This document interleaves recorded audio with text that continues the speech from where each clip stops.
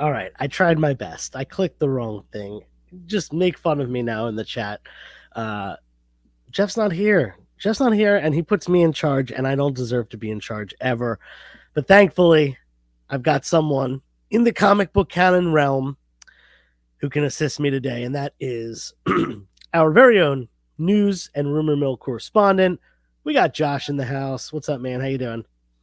Doing all right. I see we have some interesting new opening going on here. It looks like, yeah, Yeah, we had a little throwback. That was a cameo appearance of our original theme song from back, probably more than a year since we've used that one. But yeah, anyway, Jeff's not here, and I'm sick. So you've got the B team tonight with Sick Joe, Josh filling in for Jeff. Chet may or may not be alive. We got a cameo appearance last show. I think he's still living with Mickey with Swagglehoss. So I don't know what's going on with that, but we have a lot to talk about. New York Comic Con was this past weekend. We've got a lot of news, a lot of rumors, and we have a guest tonight. Josh, what is on the agenda for tonight? We got a lot of things to talk about. Let's right into these news stories. yeah. We got some good news and we got some bad news, unfortunately. But let's start off with some good news. Spider-Man 4 will officially release in theaters on July 24th, 2026. I believe, and my understanding is that they're going to start filming mid June or July next year, and it sounds like that's also when Doomsday is also going to start filming. So Tom is going to be in a long haul for filming next year. It sounds like, and yeah, I'm excited. We know the movie's coming, and we'll have to see what happens with it. Yeah, we got the original Tom Holland trilogy coming out every 2 years. I actually just looked this up today because I was curious. That first movie, Spider-Man: Homecoming, was 2017, and then we got Far From Home in 2019, and then finally No Way Home in 2021. The pandemic didn't mess up that schedule at all because the movie had already been filmed, I guess. But big gap between 2021 and 2026. 5 years between Spider-Man 3 and 4. And not a lot of Tom Holland appearances. Actually, no Tom Holland appearances in the MCU between those two movies. So at least that we know of yet. I guess there could still be something in the next year and a half. I'm excited about this. I've really enjoyed the Tom Holland movies, and he's not my favorite Spider-Man, but it's good to have someone that's just going to continue in the role. I think not only was he significantly younger than Andrew Garfield or Tobey Maguire when he went into the role, but he also looks significantly younger. Like it doesn't. Yeah.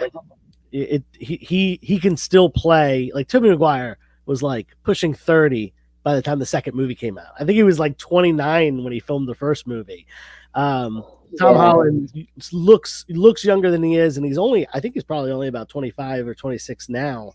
After 3 movies and multiple other MCU appearances, so I'm excited for him to continue in the role, and we just got Venom this past week. There might be a little tie-in. I think people are kind of thinking that's not a spoiler. It's just kind of a hypothesis that a lot of people have based upon the direction of the Sonyverse. But anyway, moving on. We had some good news. Let's go for the not so good. Yeah, I'm not even surprised by this because we talked about it a few weeks ago, and Blade has been delayed indefinitely. It's been pulled from the schedule. I mean, again, we've talked about this before on the show, and I think at this point, I would love to see Blade, but I don't see what the problem is. They've gone through really 2 different directors now, multiple writers, and I mean it's delayed again. So who knows what's going to happen? I still think we'll see Blade one day. I personally would like to see them give Wesley Snipes like a Logan rated R, send off. Let him come back and maybe do a one-off movie or something. Maybe pass the torch. But yeah, I don't know. I just don't know what to really think about this. And again, like I said, I'm not surprised. So Yeah, and it's such a bummer because you know a lot of what we owe to the MCU is from those Blade movies because those were the first ones. Those yeah, late night, I think 98, I think was the first Blade movie. That was a couple of years before X-Men, a couple of years before the Sony Spider-Man first movie. So that was yep, really kind of the unofficial send off of the MCU, the the prerequisites almost to the MCU. Um, I'm upset about this, but maybe that means it wasn't turning out well, and they decided to can it instead of trying to force it out, which is good. I'm okay with yeah. that. If they're basically saying we can do better than we've been doing with this, let's scrap this and maybe come back to it. Um, there was a lot of positivity around the Werewolf by Night show, so I still have hope for like the horror segment of Marvel. And Moon Knight relates into that, and that show had pretty good reception, and honestly, even a little bit of like Wanda and Agatha, which have been really positively received. There's the horror witch element to that. So yeah, fingers crossed we will eventually see Blade in the MCU. That being said, I can't see Mahershala Ali sticking around because he's a pretty in demand actor. So I just saw a report supposedly a few days ago that he has met with Marvel and he still wants to play Blade and he understands them delaying it again. I don't know how actual true that is. I mean, I think he just, I mean, it's been what, almost 4 years almost, I think, since we've gotten this announcement. And it's just like at this point, and I get it, maybe it's a passion project for him to do and I think he would kill it. But like, I mean, at this point, after almost 4 years and multiple setbacks, again, multiple writers, directors, and nothing, and now they're delayed it again. I mean, I just, yeah, I know. Yeah. Uh, Someone said that your volume is muffled and you have a TV on in the background. I can't hear that for you, but Yeah, I don't know. Let me.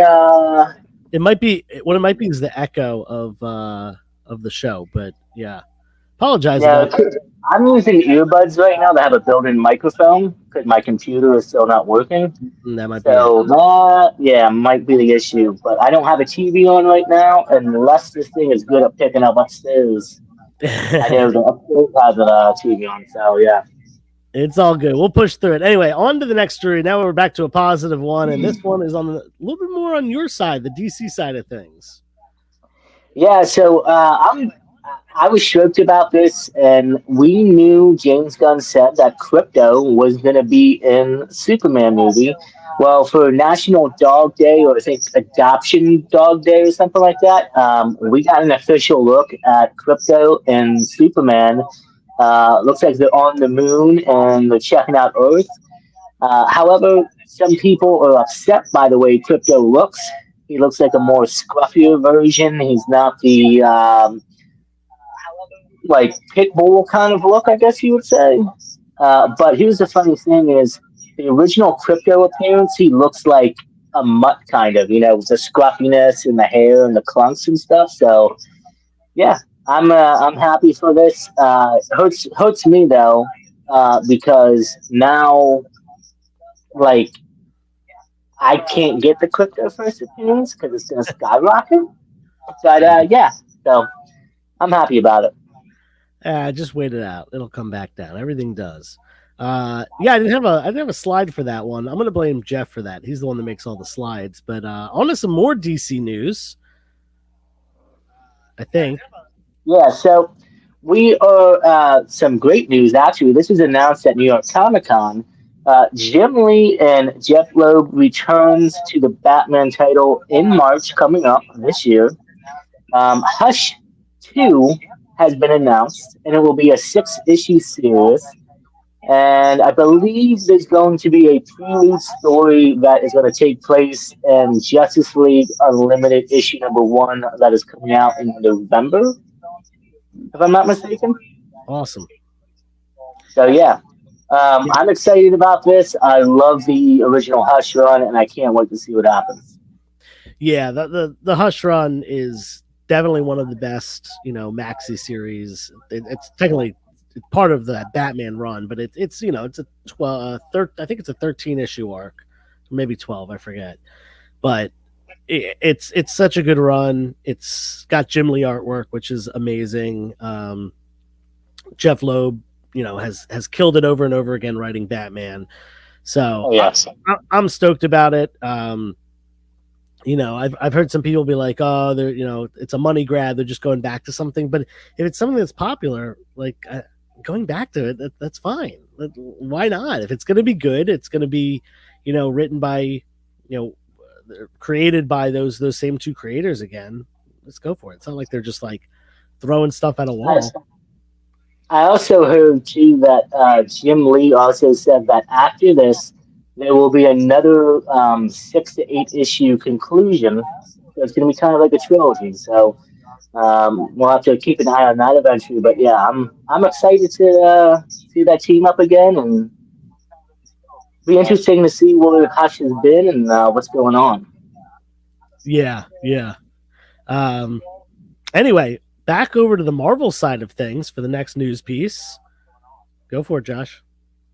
Yeah, so another great thing that was released, well, wasn't released, but the trailer, Daredevil Born Again has been rated TVMA for mature audiences, and it's going to be streaming on March 4th, 2025 on Disney Plus. Um, you can go online right now and find like a bootleg version of the trailer from members in the audience at New York Comic Con. I cannot wait. I am stoked to watch this. I'm hearing great things. I heard testings and screenings for this one extremely well. The episodes are dark and grittier than Netflix, and most of the episodes are over an hour long. I'm hearing, so yeah, I can't wait. Yeah, for those who don't know, the TVMA is basically the equivalent of R. It's the Yeah, equivalent, television rating to like an R-rated movie, which is what we got with the Netflix show, and what people loved about the Netflix show, the fact that it was dark, that it was violent, that it really showed the depths of Hell's Kitchen, and what Daredevil, what Matt went through, um, and still to this day, that show is my favorite Marvel project ever, oh yeah, including all the movies, all the TV shows, all the animated series stuff. I could watch the 3 seasons of Daredevil over and over and over again. So I am very, very excited about that one. I have watched the various trailers and teasers and stuff like that. And yeah, March is only 5 months away, so we're getting close. All right. but you know what? October's new quick, so we'll be Yeah. there. Yep. Yep. All right. Go for the next story here. Another one from Marvel. So I'm not the biggest Spider-Man fan in the world, but I know some people are, and I'm very interested actually in this project. So Spider-Man Noir is set in the 1930s in New York City, and it's going to be an 8 episode series on Amazon.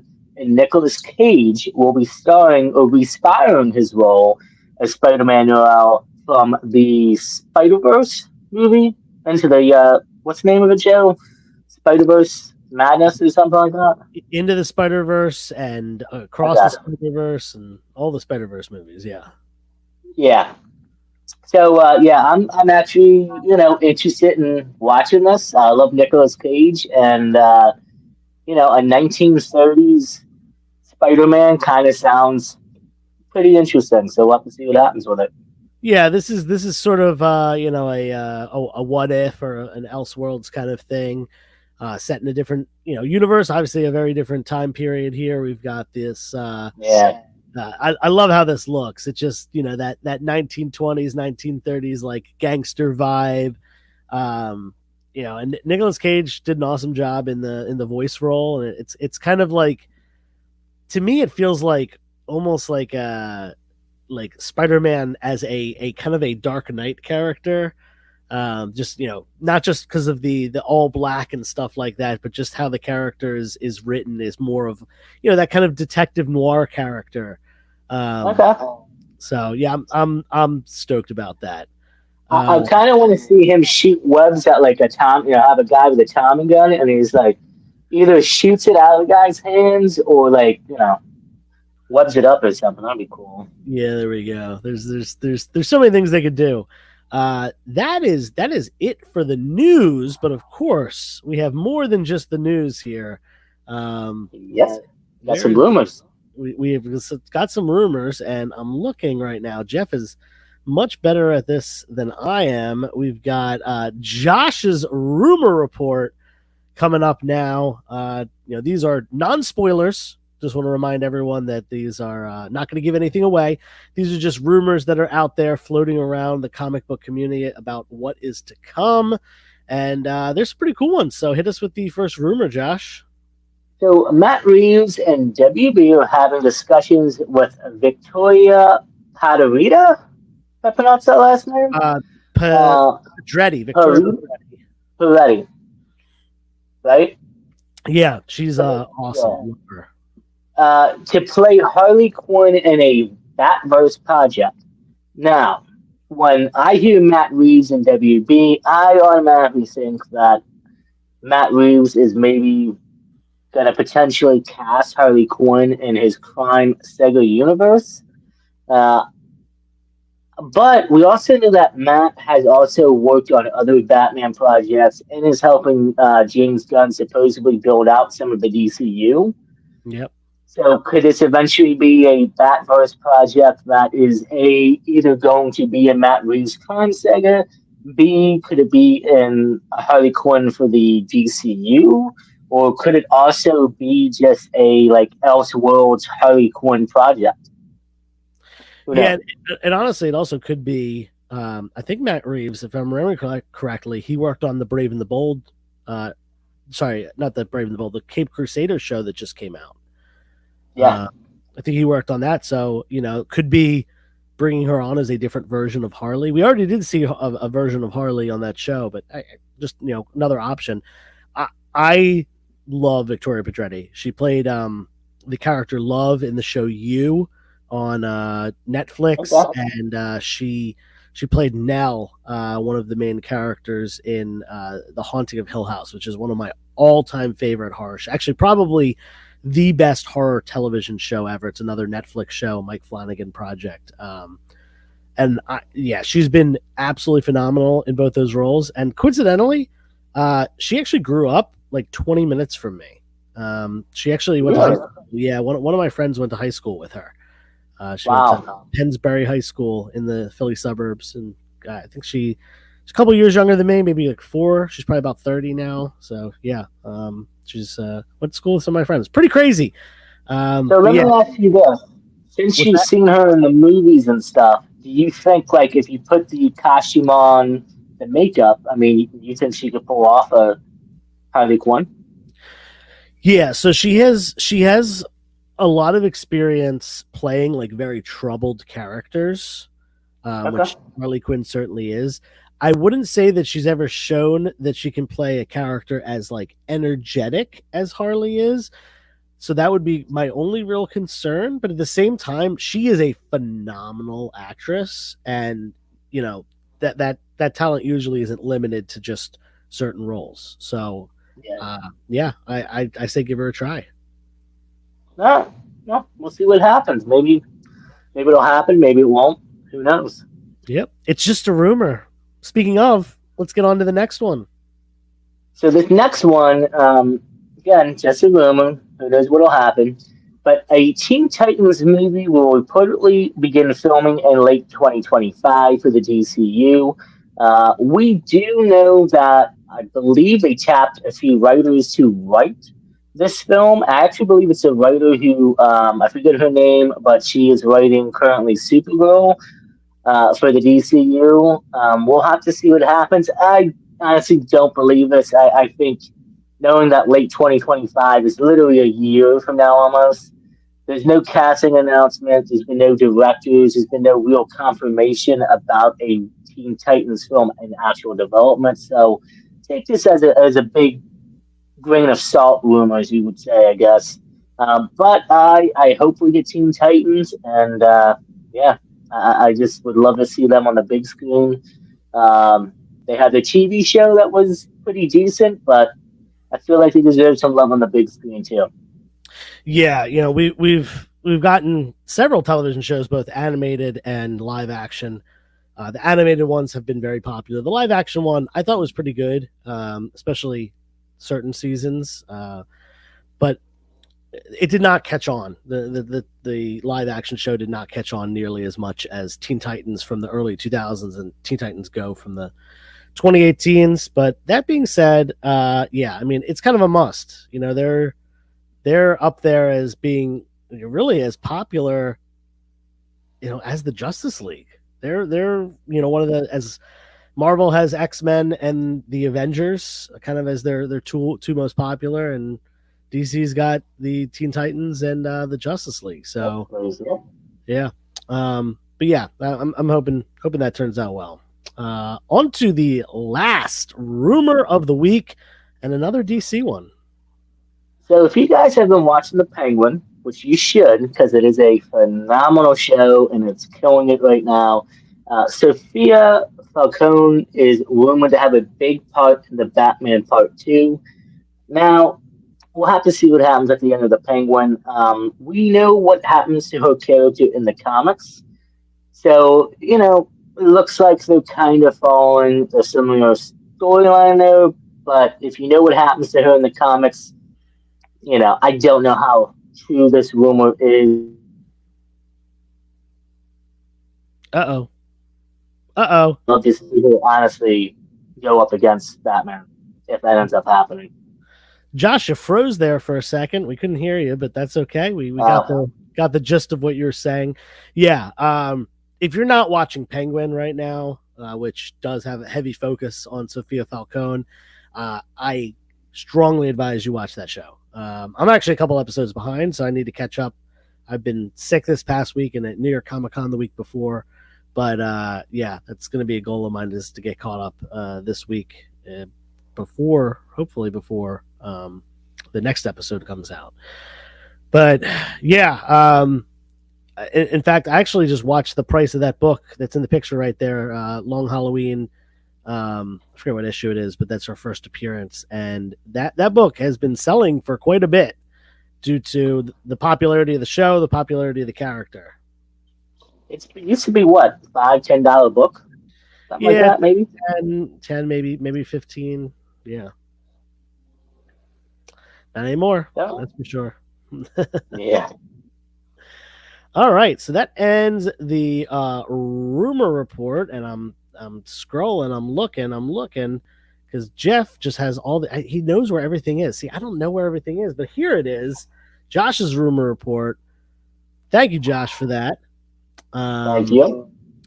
There's a theme song for it too, and I can't even find that. Sorry, Caleb. We'll find it someday. Anyway, let's say hello to the fine people in the chat that are joining us on this this half-assed comic book canon night without Jeff, with Sick Joe, Josh filling in. Let's head up to the top and say hello to some people. We got Caleb Leland. I just mentioned you, saying yeehaw right off the bat. Thank you for joining us. Dr. Plagueis tuning in from the West Coast. We got D&T Comics and Collectibles, Danny and Tessa. Thank you for being here. Tishu coming in. Tishu with the new picture and the new addition to your name, Tishu, aka Ken's headband. No idea what that's a reference to.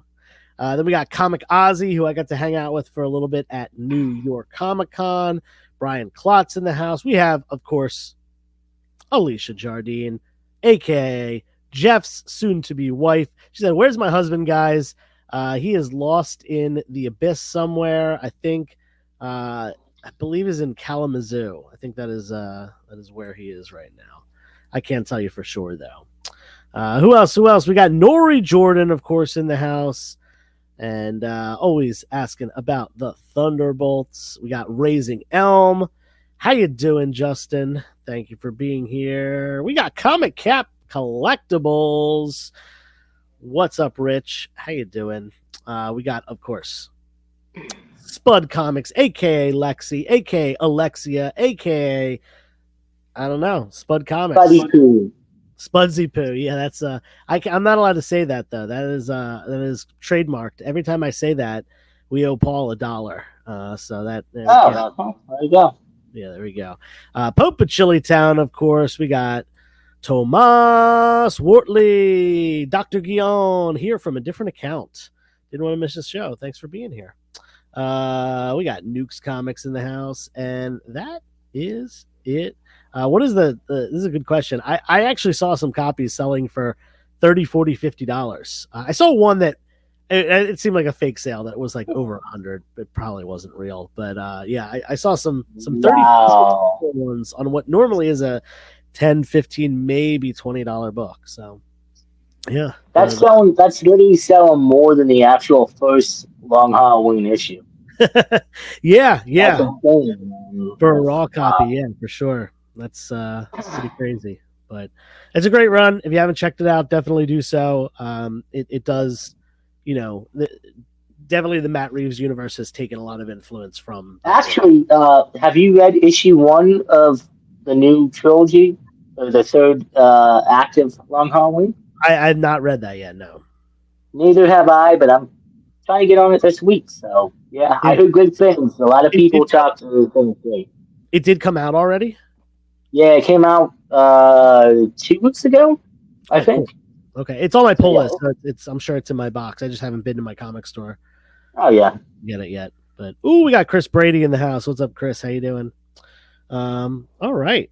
Episode 201 today. This is not only a recap of New York Comic Con, because a lot happened in those couple of days with news and obviously being there, but we also have a New York Comic Con vendor who was set up there for the first time, ready to talk about what doing New York Comic Con was like. And I have a little bit of experience as well, given that I helped him work his table.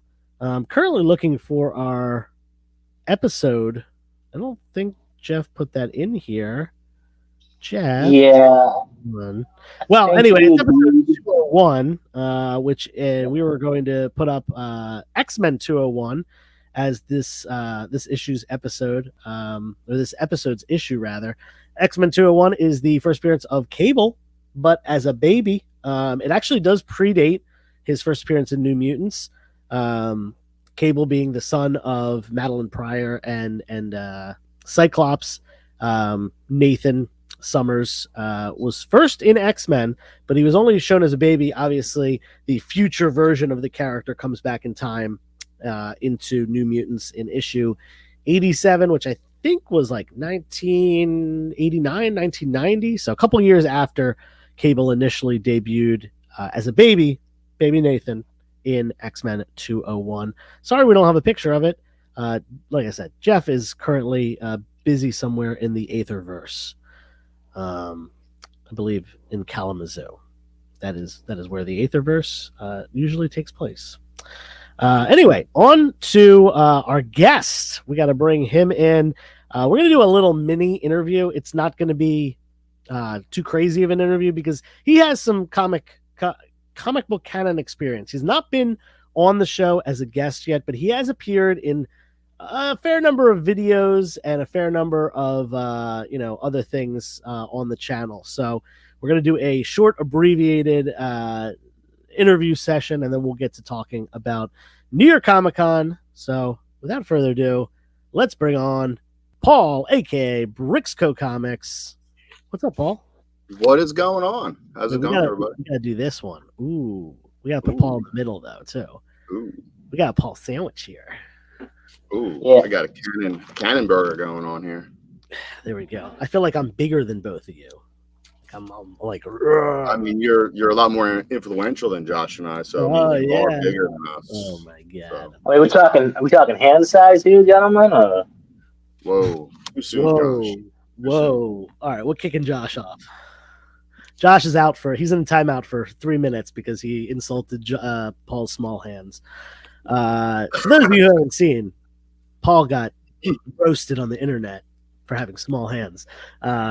Realistically, he's just a very large man, so it makes his hands look smaller. You just kept reading those comments. What are you, like 6'1"? I'm 6 foot. You're 6 foot? Okay. Normal. I wear a tight glove, more suppleness when holding stuff. You know what I mean? Yeah, blame it on the gloves. All right. Josh is back from timeout. He's here. Paul, normally we do a full interview. We're not going to do that. We're just going to do 3 quick questions. Paul, you're really into Golden Age. Yeah. You love the Golden Age of comics that occurred from 1938 to 1954, 55. You are also a big fan of artwork.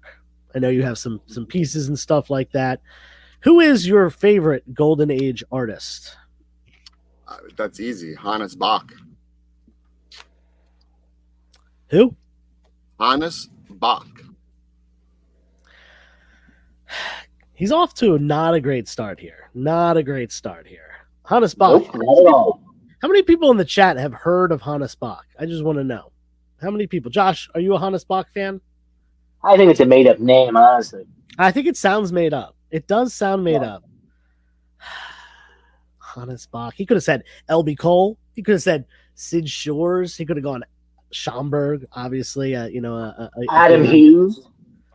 But Nuke says he was today years old when he heard that name, Hannes Bach, for the first time. So we'll bring him back in. Just because he has bad taste in Golden Age artists doesn't mean we're going to necessarily let him in. I just don't go mainstream. You know what I mean? I'm not just going after it for the big names. I'm going at the art. Oh, okay. All right. You have some Hannes Bach originals, right? Yeah, I do. Yeah.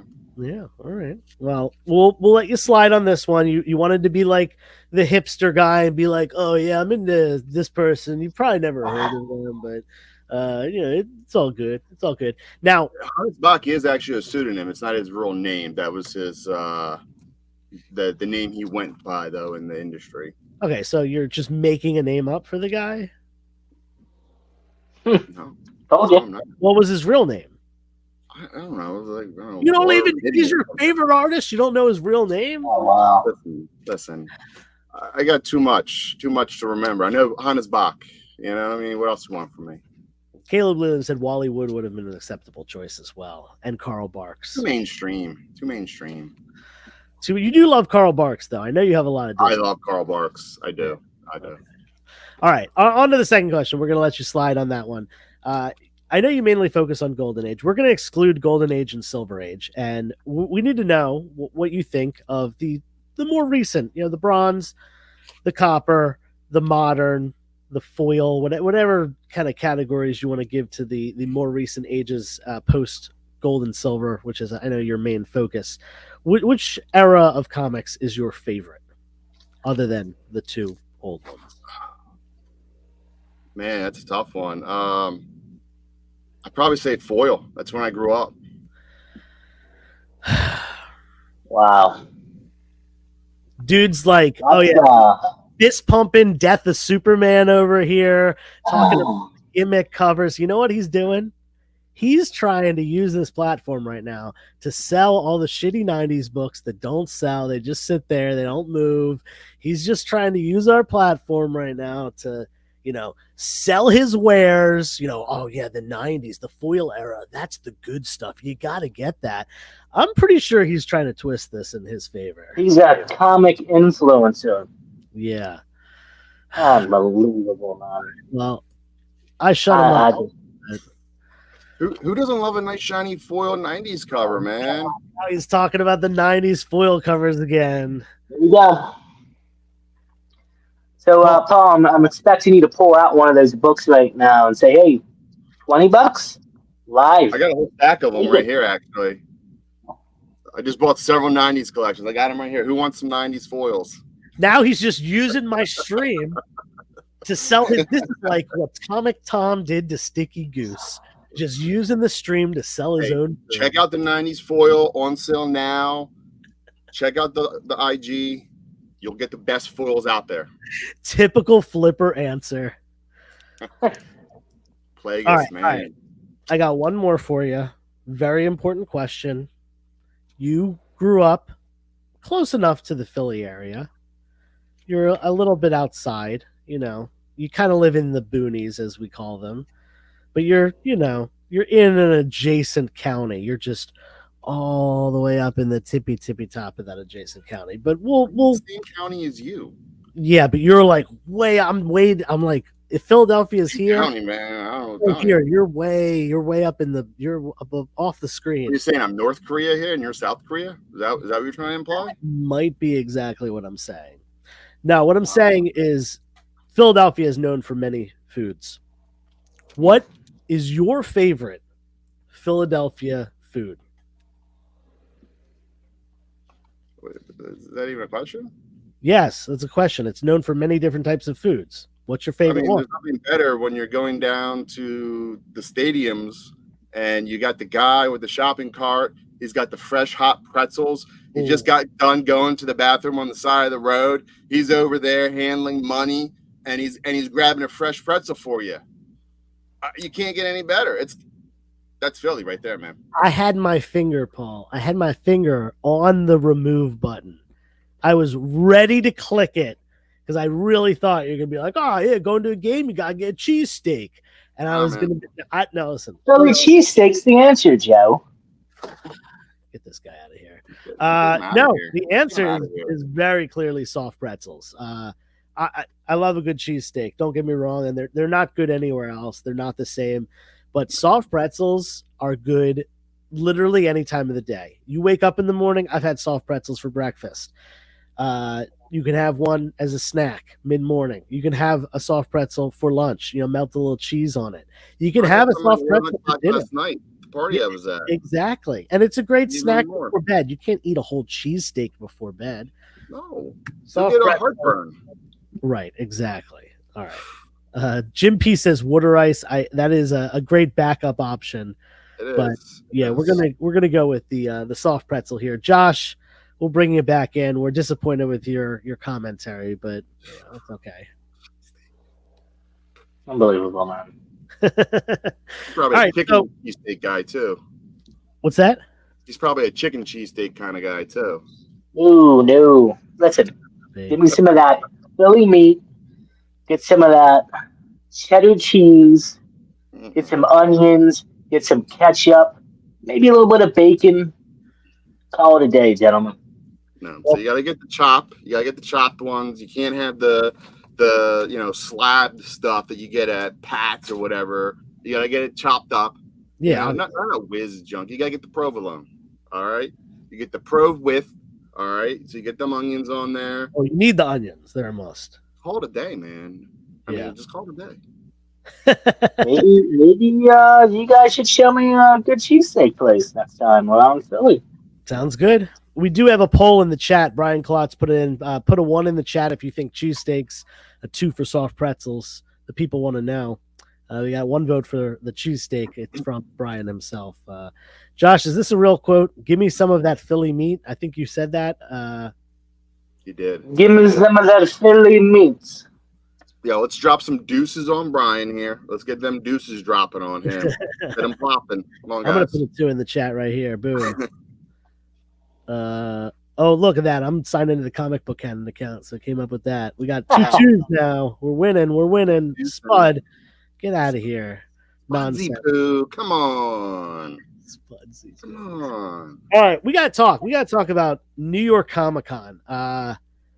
Let me tell you, exhausting show to do. And I wasn't even the one that was running the table. I was just there for physical and emotional support. Paul, what are your first impressions of New York Comic Con as a first-time vendor? Tiring. By like 5, it starts at, they open up at 10. Yeah. You're getting there at 8 to make sure you're set up, you're ready, because you got other vendors, early access, VIP people in there. So by 5, you're just mentally taxed. Like my brain was just hurting. I'm like, I couldn't do 5 plus 6. I'm like, it went to 7. I just want to remind you, it went to 7 every day except for Sunday.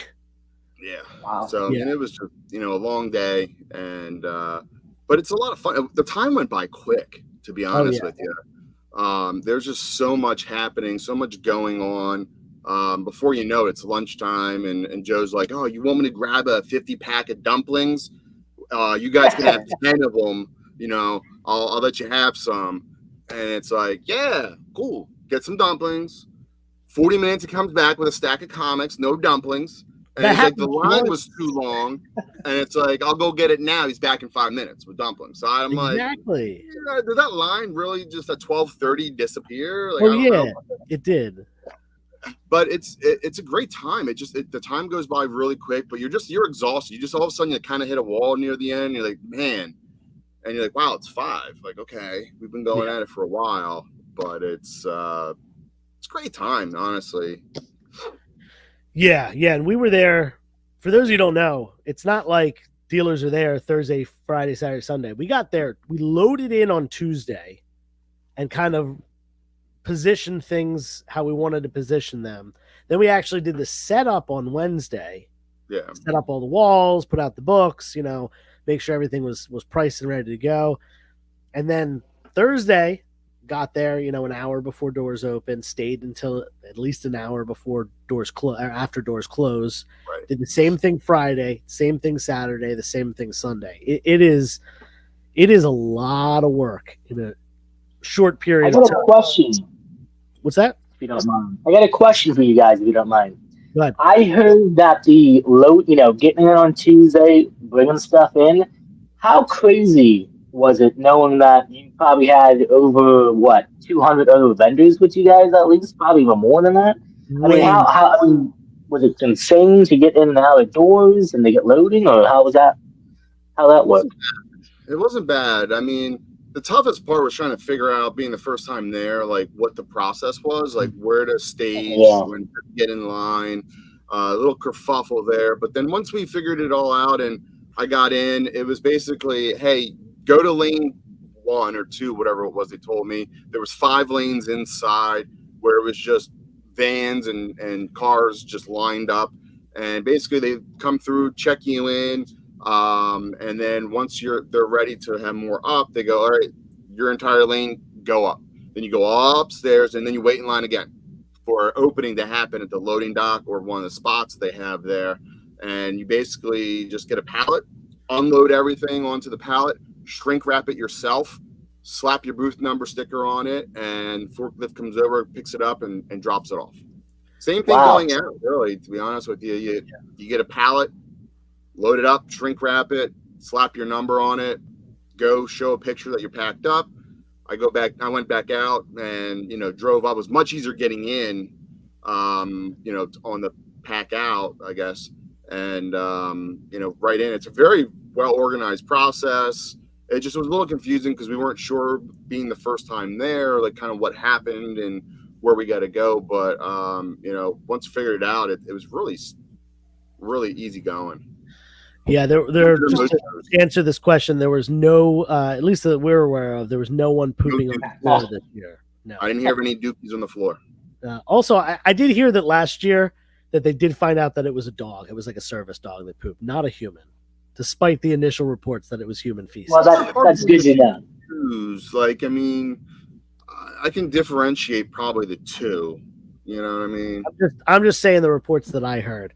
I'm not a dookie expert, but I'm just saying. So, Josh, you had mentioned like 200 vendors. I just thought about it. There were almost 50 rows, and each row probably had at least 20. So 50 times 20 is 1,000. Okay. Yeah, they're and that's just on. I've never been to New York, so I don't know how big it was. I just saw pictures and videos. So yeah, but yeah, I would say there probably had to be 1,000 or so different vendors and booths set up. Everything from, there was a Ryobi Tools one.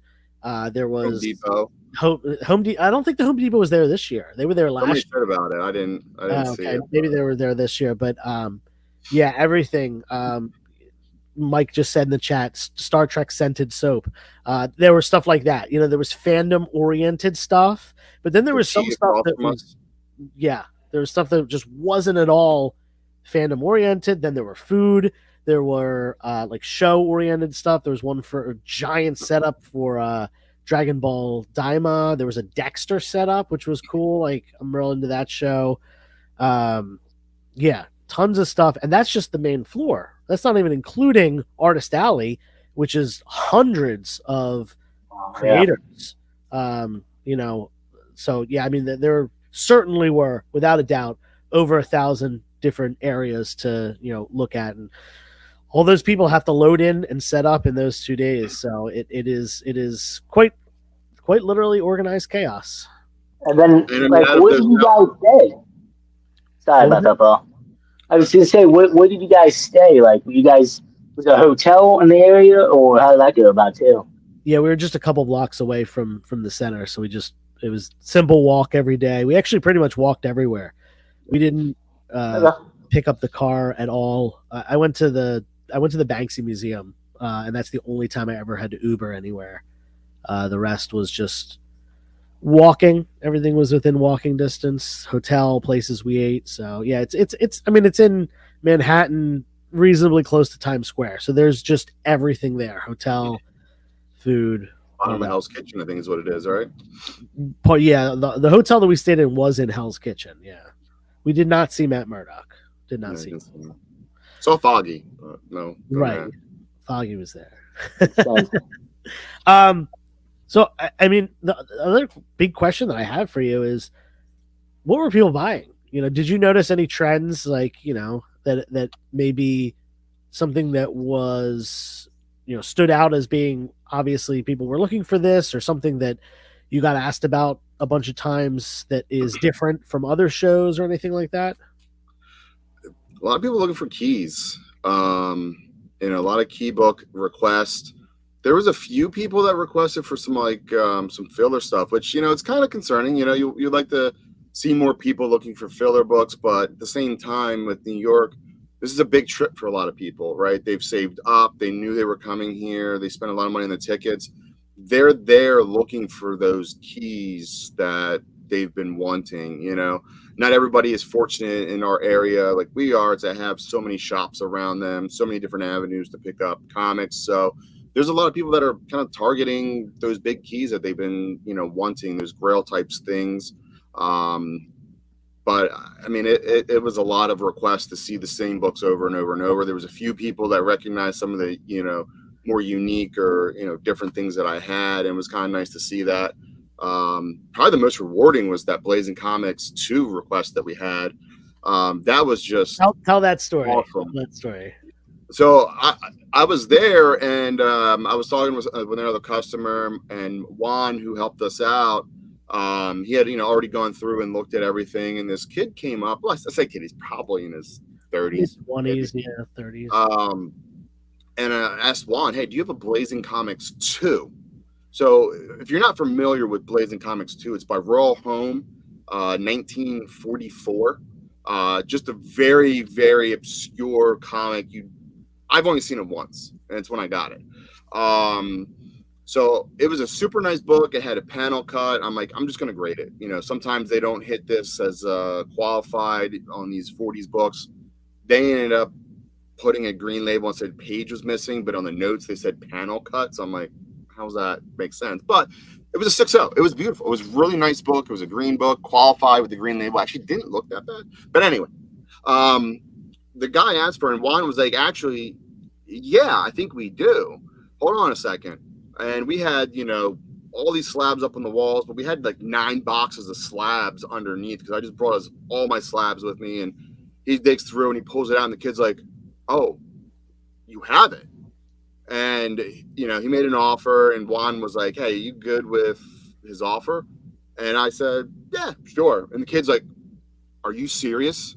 Like, this is my grail. And we were all like, what? Why is this your grail?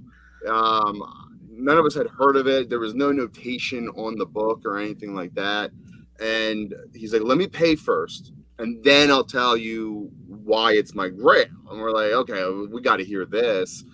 So he was Asian American, and he said that this is actually considered like the first cover appearance of a main superhero in a comic book. So the character was what was it? The Green Turtle. Yep. And it was, this Asian superhero that it was his first full on the cover. Issue 1, you just see his hands and his feet. This is actually him, the giant cape with the giant turtle on it. And he's like, I've been searching for this book for 13 years. Yeah. And I've never been able to find this book. So it was like, wow, this is awesome. Like, crazy. This random book that was super nice, and I'm like, I've never seen it. I'm just gonna get it graded, and I think I sold for like $150. Yeah. And somebody else I talked to was like, "You sold that for $150? I would put way more on it." But hey, whatever. So I was like, it's just a cool book, and I try to grade and get look for these cool books, and here this was this kid's grail he's been searching for, and I'm like, that was worth it, just to get it graded and bring it. Like that's what it's about, Yeah, there's so many, obviously, like Amazing Fantasy 15, Batman 1, Action 1, Detective 27. Like, there's like those grails that everyone considers, grails. And then there's that, that second tier that, someone's favorite character might be Nightcrawler. So Giant Size X-Men 1 is their grail, or Crow 1. These are books that I love that I consider grails. And then there's like that just tiers down. There's just random obscure books that, maybe a few people on Earth are even, it's even on their radar. Yeah. And to be able to find a book like that, that's probably fairly low census count. I don't know if you looked it up. There wasn't that many of them out there on the census. That's part of why I did it too. I'm like, okay, it's a cool cover. If you haven't seen it, look it up. Blazing Comics 2. It's a really cool cover. Yeah. And there wasn't many of them out there. So I'm like, all right, cool cover, not many of them out there. Those are the types of things I like to grade and just, make people aware of these cool things that are out there. Yeah. Yeah. And just to be at, such a major con and find one of those books, the needle in the haystack. There's, like I said, 1,000 vendors there. Most of them aren't even comic vendors. And, you're just walking around. You're just like, do you have this? And the best part is it wasn't on your table. It wasn't on your wall. If he had just looked, he would not have found it. It was under the table. And the fact that Juan had been there and organized, had gone through those comics and kind of knew it was there and was like, Blazing Comics, I got one of those. Hold on a second. Pulls it out, and it's the exact issue that this guy wanted. Total needle in the haystack situation. But you made that guy's week. He's probably still talking about that. Probably, yeah. And Juan's in the chat. He's Rezoner 13, so that's Juan. He's here. What would you say was your most requested book of the show? I mean, some of the various Batmans. I mean, there were so many requests to see those Batmans. Yeah, because you had Batman 11, you had Detective Comics. Batman 11 is a Joker cover. Detective Comics 40, which is the first Clayface, Golden Age first Clayface, like OG. First Joker cover. And which is the first Joker cover as well. You had 2 different copies over the course of the weekend of 140. Detective 140, first Riddler, first Golden Age Riddler. And then you had pretty much at least one copy of every Silver Age first appearance. You had a Poison Ivy. You had, I think, 2 Freezes over the course of the weekend. You had, I think 2 Riddlers. I think 1 Scarecrow, 1 Clayface. You were Batmaned out because you brought a lot of your personal collection books. So you wanted to make sure that you did a good show. I got a question about that. So I would say probably the most requested book, though, now that I'm thinking about it, Marvel Spotlight 5, because I had over the course of the weekend, 4 of them, and we sold. Was it 5? Okay, 5 of them. Yeah. I can't remember it all. We sold all but 1 of them. So yeah. Oh wow. Yeah, people were nonstop asking about that book too, and they were all graded books too. Yeah, I think a lot of people asked about ASM 300, which I think you had 3 of. At least 2, if not 3 of. 2, I think. Yeah. Yeah, I think overall the little kid, the 10-year-old, bought the Newsy for $350. Yep. He comes up, his little 10-year-old, he's like, "Can I see that ASM 300? Is that a newsstand?" And I was like, "Oh yeah, here you go. It's got 400 on it." He's looking at it, and he's like, "Would you do $350?" And I was like, "Sure." And he goes, "Dad, I need my wallet." I was like, he pulls out a couple $100 and he goes, "Here you go." And I was like, "Thanks, man." It's like, He was ready to go. Ready to go. He knew what he wanted. I was like, "All right, man." What was the biggest book? Oh, sorry, go ahead, Joe. No. Go ahead. Go ahead with your question, Josh. What was the biggest book you sold during the whole con? I mean, that would be the Tech 143.0, or maybe the Tech 40. I mean, they're both kind of probably comparably priced. I mean, I did them. Both of them went in bundle deals. One was a trade, and the other one was sold to another dealer in a bundle. But I mean, they were up there. They were definitely high 4-figure books. Yeah, borderline 5-figure on both of those. They're right there. Big books. Chris Brady's got a great question. How are the interactions with people or similar community members to what you're used to? I know you've done plenty of small shows in the Philly and Jersey area over the last, couple years that you've been doing this, but this was your first really big one. How did you feel like the interactions were?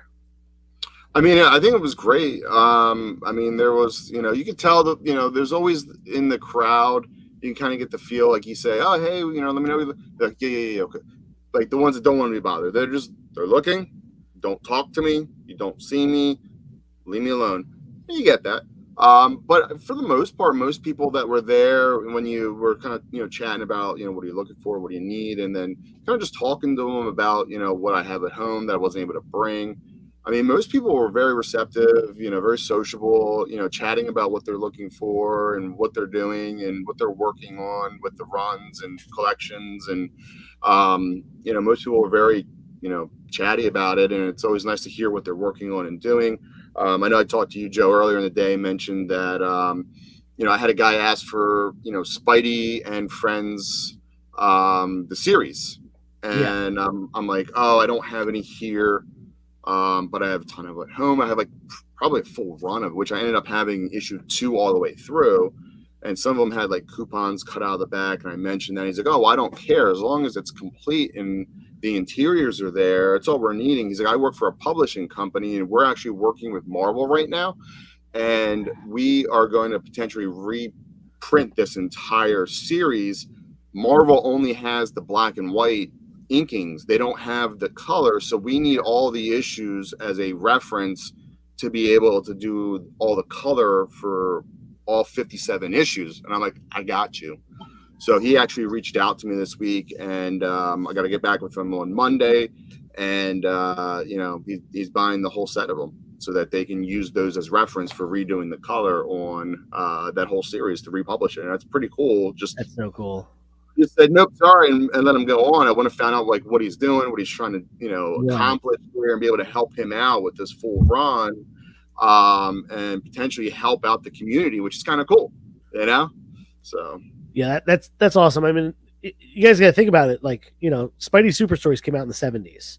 This was before stuff was digitally cataloged. It's not like they could keep everything, and that probably was not a run that they really thought was gonna be something that would be reprinted one day. So, them Marvel only having the black and white, sketching and inking, it makes sense. And, they'd have to be able to figure it out. They don't want to colorize things in the wrong way, make it inauthentic as to its original form. So they got to go out in the world and find them. And luckily you have that availability. Now, here's a really good question. If you had to rank the quality of your helpers in order, what would that be? This is a very important question. He's frozen. He's being put I wish it froze. I mean, I gotta probably say, Rezona 13, aka Juan, top dog. I mean, he was hustling and bustling, doing a lot of stuff. He was. I'd probably say, next is probably a tie with the Pope of Chili Town himself came up on Saturday. Yeah. But it was only a Saturday, so he's probably going to be third. And I got Elias from Fat Jack's Comics. He was there Thursday and Sunday helping out. Yep. And he's actually supposed to start helping me out, more permanently. So that's looking forward to that. And then I had Millhouse Comics, who came for a little bit on Saturday morning. Yeah. Yeah, I think that's everybody. Fuck that guy. Oh, that's right. That's right. Yeah. I think I talked to some people that were asking about some stuff on Instagram. Like Chris Brady was there. He helped a little bit when he was there for a little bit. Then probably you would then Joe would next. Yeah. Okay, cool. All right.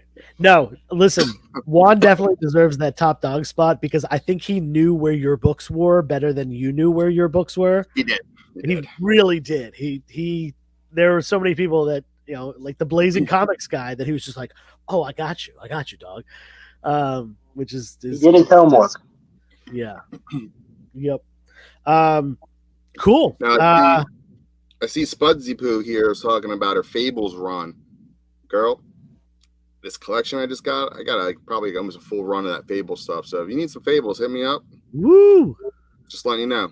Fables. There was one question we actually missed in the chat in the beginning. And let me go back and see. The question was from Brian. He asked, Paul, would you do it again? Oh, yeah. Yeah. I mean, I don't know if I'll be able to get another spot. I mean, it's one of those things where it was a serendipitous that, you know, a friend of ours hit me up and said, hey, a spot opened up. You know, anybody interested in taking it?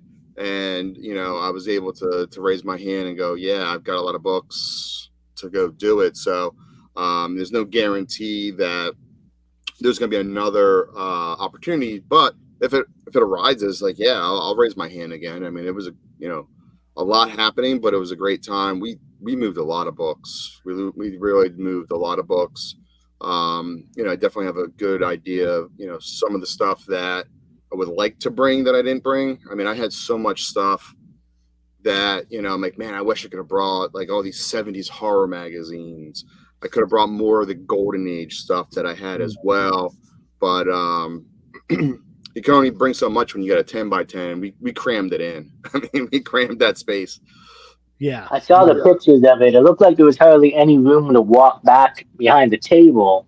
We were all chipping constantly on Joe's food and drinks. Yeah, between me sitting in the chair in the back and sprawling my food and drinks out everywhere, there was no reason. We had an incident. Let me get this right. Rice vinegar spilt on all the slabs. Not all. There was like 4 slabs it spilled on. Now I can see why he mentioned that. Gone because they wiped off with the rice vinegar. It's very, very, you know, you've got to get adhesive off. Apparently, rice vinegar will get it right off. Yeah, suddenly all these books were unpriced. To be fair, it was all slabs and they were all in cases and they're all fine. I got just one more question for you, Paul. Going forward with the experience that you got, is there any things that you've learned from doing this show that you'll start doing at other shows moving forward? Man, I don't think there was anything, you know, kind of a takeaway type of thing. I said a lot of it was bigger keys. Like, you know, a lot of people were looking for big stuff.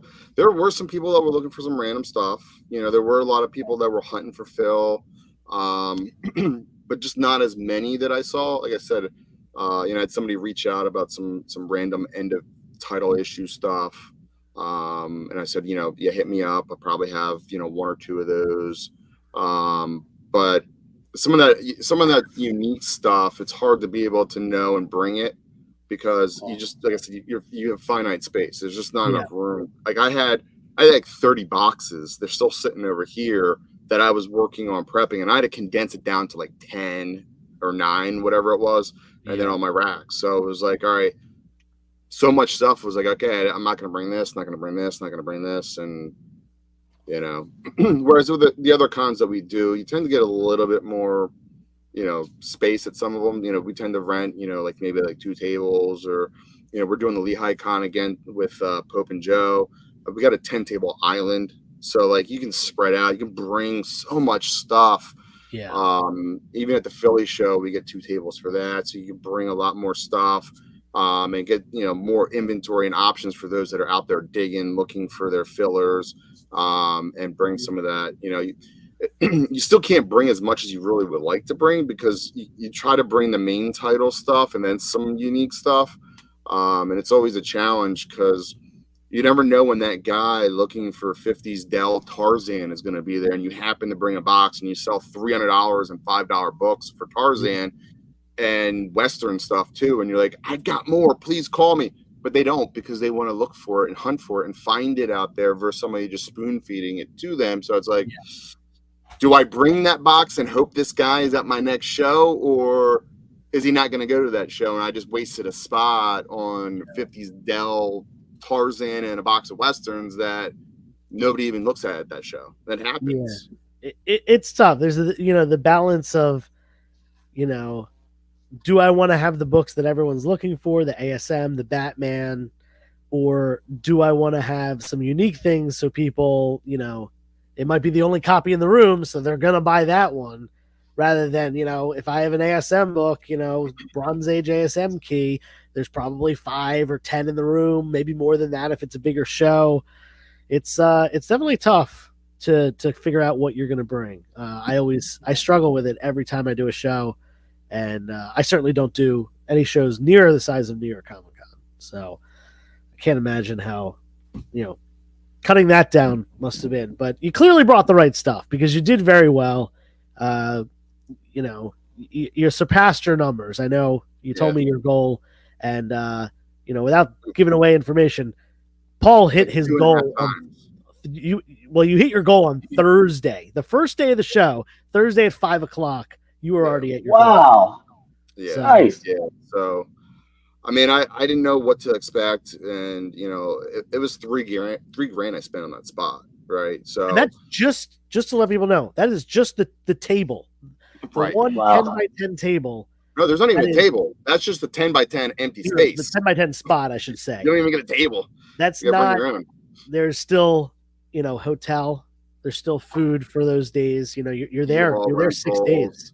Yeah. Hotel for 6 days, food for 6 days, car rental. You needed a U-Haul to bring everything you needed, other expenses. For those of you you do this full time now, but there's certainly people that don't do it full time that have to take a week off of work in order to do so. Right. I know there's plenty of dealers that it's not their full time gig and stuff like that. There's a lot of expenses that go in, paying other people to work your table and stuff like that. A lot that goes into it. Yeah, I mean, it was a huge expense to put out, right up front, because I had to pay for the spot. I had to get the hotel. I had to get, the U-Haul rental lined up, and then scramble to get everything ready. Because, I mean, I had to get stuff cleaned and pressed and taken to Baltimore Con in order to get books slabbed that I know needed to get slabbed. So I took 108 books, probably crazy. 95 of those were mine. We sent books together to CGC in August that still haven't even moved. That I have like 70 of those books that I was anticipating to have back to sell for other shows. And then I'm like, all right, I really need them for Comic-Con, and they never came. So I'm glad I at least went to Baltimore. So I spent 2 weeks just doing nothing but cleaning and pressing. And then once Baltimore was done, I got home, and then all I did was start prepping, rebagging, and boarding all the new collections I got, of trying to figure out what to bring and pricing. So I mean, it was a hectic month of stress just trying to get everything prepped and ready, because it was a last minute thing, finding out I got that space. It wasn't like I had a whole year knowing to get ready for it. It was a month. Right. But I mean, at the end of the day, you see a lot of people talk about prices at New York Comic Con, right? And you hear, I've seen it personally. I've gone the last 2 years prior with my wife, and you look around at prices and it's like, whoa, like these prices are crazy. Like they're high. Yeah. They are. And I said, to like Joe and the other guys that helped out, which first of all, thanks to everybody, did help me out for this, like Juan and Joe. I know we're joking around, but Pope and everybody else. I really do appreciate everybody that came and helped out. I mean, it was a lot to take off for that week, and me not knowing what was going to happen, and you guys, were stepped up to come help out. But it's one of those things where I'm like, I don't want to be a museum where people just come and look at my books and walk on. So I had to reprice every single book the week prior after I got everything organized. I spent like late nights, even like the night before. I still didn't get everything finished. I had to finish some stuff up at the show. And, I didn't want to be that vendor that had these crazy prices and nothing sold. I wanted to have fresh, recent prices based off of actual comps and be right at or just slightly under those comps, so things would sell. I didn't want to be that dealer that's high priced. And the people that you hear say, oh well, they pay so much to be there, they spend all this, so like that's why their prices are high. That's BS. All right, I'm gonna tell you right now, BS. There's two mentalities with selling, in my opinion. You can have your prices up there and try to find a sucker and hit a home run on that person that doesn't have cell service to be able to look up the GPA to figure out is it a good deal or not, and you just crack them over the head and make a ton of money. Or you can price your stuff right and move volume. I'm pretty positive you'll do better just moving the volume. That's what I try to do, is just move it. It doesn't do me any good just sitting here and have people walking by that I know have money in their pocket that want to buy something. They're there for a reason. They're there to buy comics. There's grails on their list or books on their list. If I have it, I want to be that person in the room to sell it to them. So I need to be priced right to sell it to them. Now I know people, a dealer. I sell comics for a living, but at the same time, it doesn't mean that I'm not here to help out somebody looking for that grail and that I need to make a fortune on that book. I can sell stuff under last comps a lot of times and still make my money if I sell enough volume, and I just help out other people that are collecting. I was a collector before I started doing this myself. I just had a series of events that occurred that now I do this full time. So it's like I try to pay it back for certain stuff that people are trying to get. I know how it is, Yeah, and we definitely saw that a lot over the weekend. Was someone coming by and kind of looking, and then what's the price on that? Oh, that's a good price. Oh, let me see what else is here.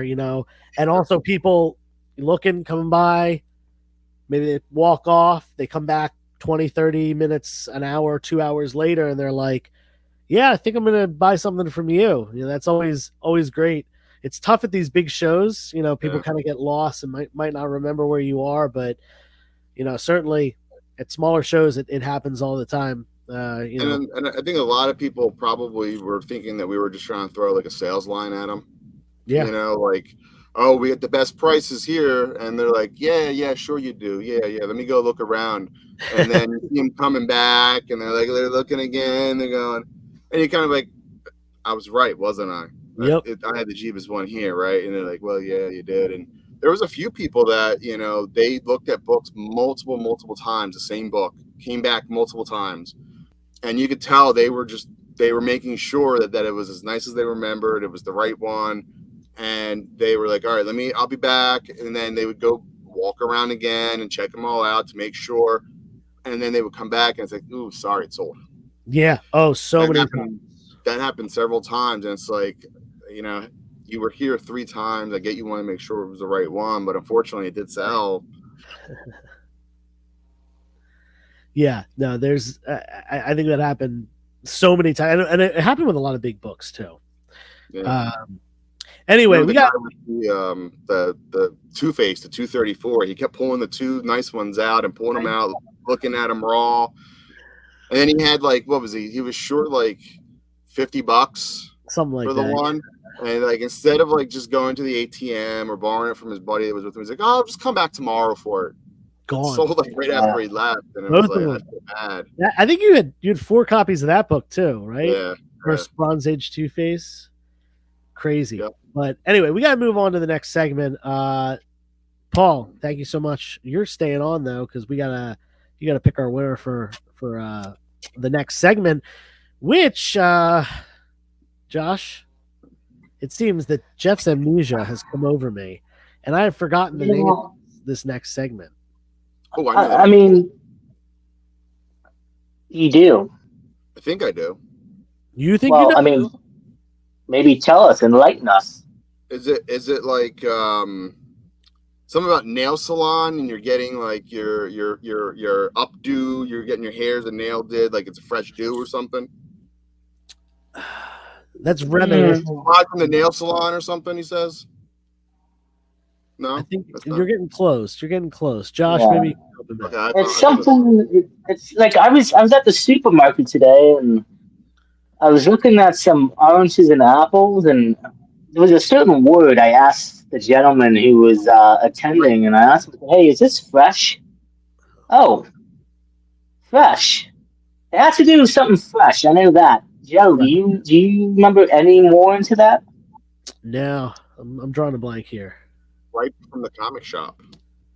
Oh. I think that's what it Okay. was. I don't. Ripe doesn't sound right. Plump and It ripe. sounds kind of on a little bit right, but like not exactly there. Something's off a little bit.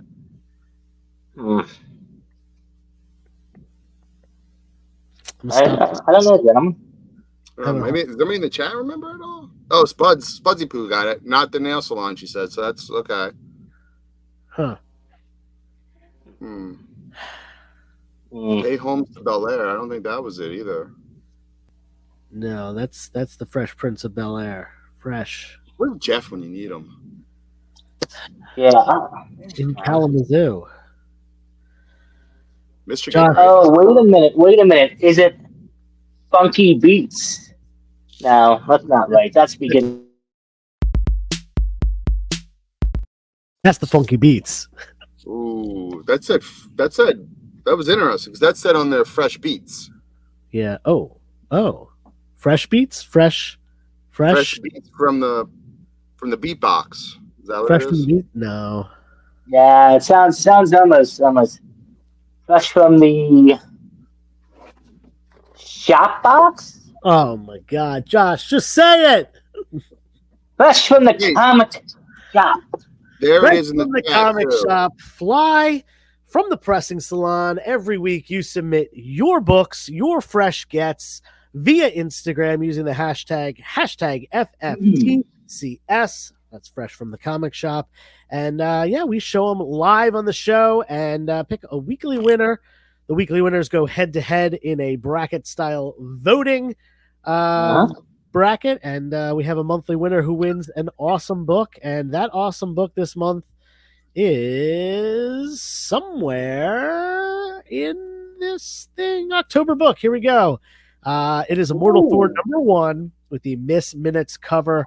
It is graded by our awesome partner, our awesome sponsor of the show, EGS, and the book was supplied to EGS by Spider Dude Comics, our other co-sponsor. Great stuff from these guys. Always, every month in and month out, these two awesome companies that sponsor us are putting together a nice combination of Spider Dude picking a great book, EGS not only grading it but also giving it a phenomenal custom label. This is the book of October, and it is your opportunity to win. We're actually picking our last two semifinalists tonight, and Paul will be picking our last two semifinalists tonight, rather, maybe with me and Josh. And we'll be going on. We actually had the semifinalists from early in the month battle it out. Look at this one. This was between Danny and Tessa and Spud Comics, and Spud Comics did squeak it out with that awesome Batman coloring book cover that she colored in herself phenomenally, may I add. That definitely got the votes there. So that is Lexi, aka Spud Comics, is going on to the finals against one of the people that win tonight. So far this year, we have had winners with Mike Haggs, Dr. Plagueis, Mon Comics, Nukes Comics, Kaboom Comics, Super Crispy Comics, Nori Jordan, Raising Elm, who does a phenomenal job at this, and of course C to the G just last month. Awesome stuff all around from members of the community.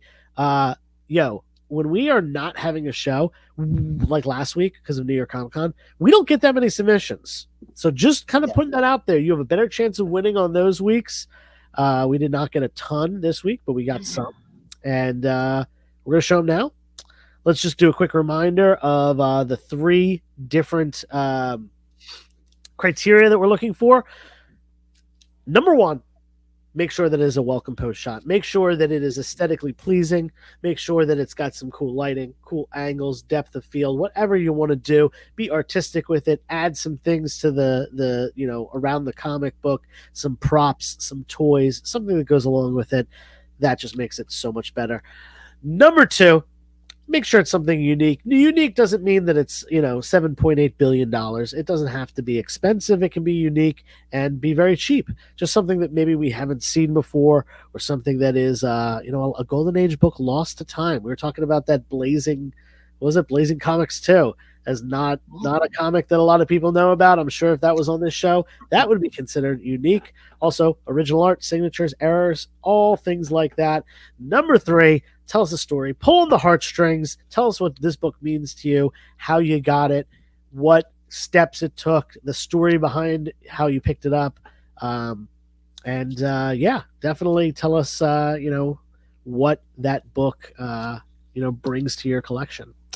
So those are the 3 categories we'll be judging on tonight, or Paul will be judging on tonight. Let's get into the books, starting off with Goonish Lurker. Oh, man. This is a good way to start it off. Goonish Lurker said, my FFTCS submission from Halloween week is the EC Classics reprint of Shock Suspense Stories from 1974. This will be my last submission from my house, as I am finally moving in with my partner, Frost Behemoth, into a place we can live together. I've been quiet the last few weeks with posting much. I love old covers like this, and I've been waiting to share with y'all.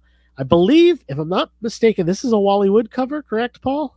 It is, yeah. Classic Wally Wood. We actually sold one of these, the original one, at the show this week.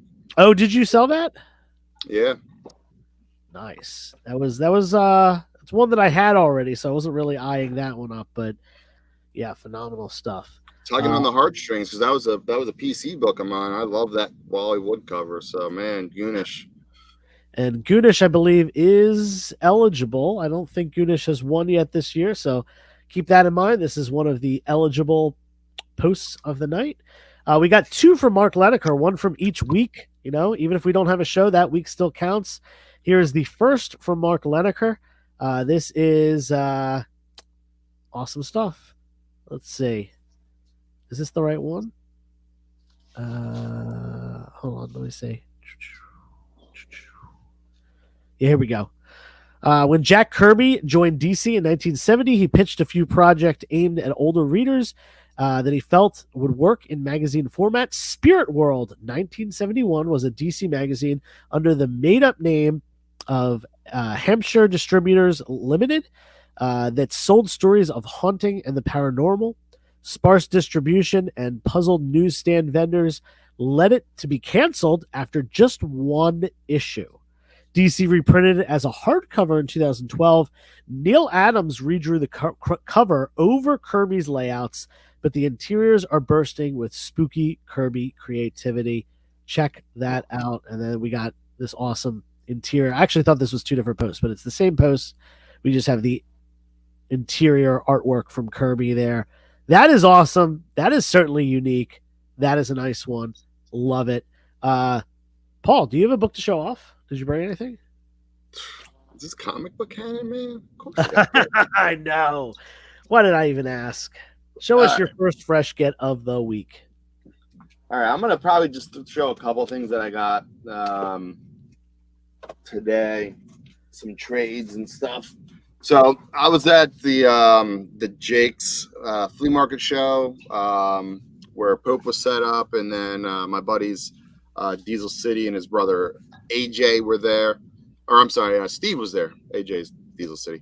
So I went outside and was walking around, and if you know me, I love Disney stuff. I found this. Holy crap! The Tale of Peter Rabbit. So this is a really nice old Peter Rabbit. Just saw it there. I grabbed it for $4. Oh, that's awesome. So really nice shape. It was at the very bottom of a random box of like kid stuff that was all different eras and ages. This is why you dig and you look for stuff.